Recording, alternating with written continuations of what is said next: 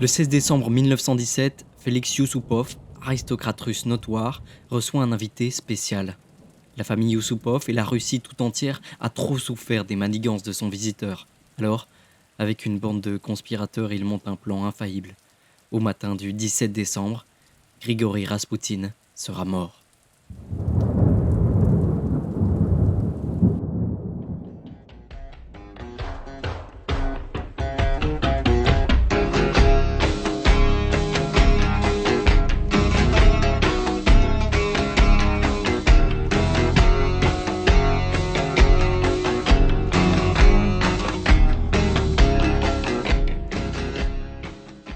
C'est en 1904 que Raspoutine arrive pour la première fois à Saint-Pétersbourg, capitale de l'Empire de Russie. L'homme se présente comme un prophète et un guérisseur.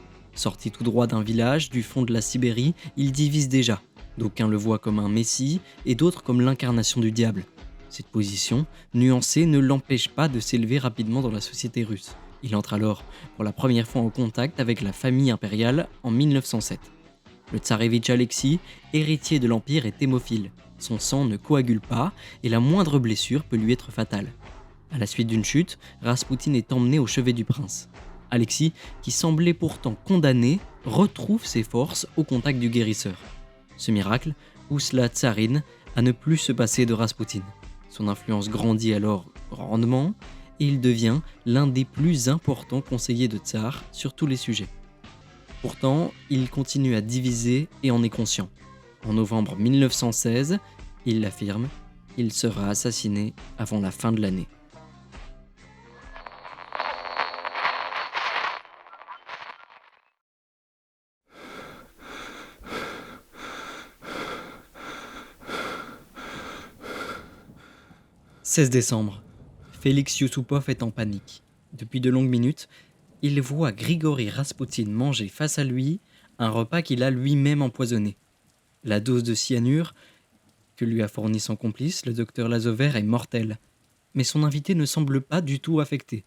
Youssoupov quitte alors la table et part rejoindre ses complices, qui attendent pour transporter le corps. Il leur raconte la scène et fait part de ses doutes. Et si Raspoutine était réellement l'homme qu'il prétend être ?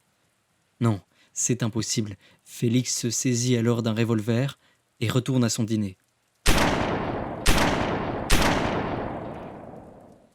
Sans hésiter, il tire 3 fois dans le torse de son visiteur.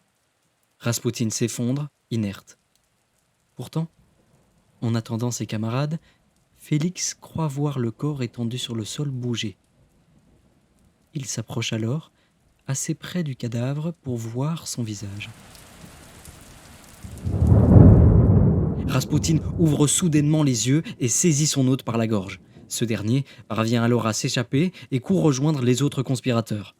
Les hommes se dirigent alors tous vers la pièce, qu'ils trouvent vide. Le guérisseur s'est enfui par une fenêtre.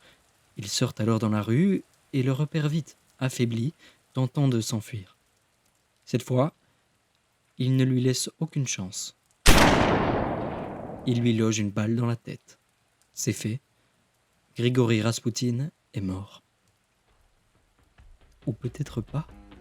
En effet, à l'autopsie du corps qui avait été jeté dans le canal, un détail intrigue. De l'eau se trouve dans ses poumons. Cela ne peut signifier qu'une chose. Raspoutine était vivant lorsqu'il a été jeté à l'eau.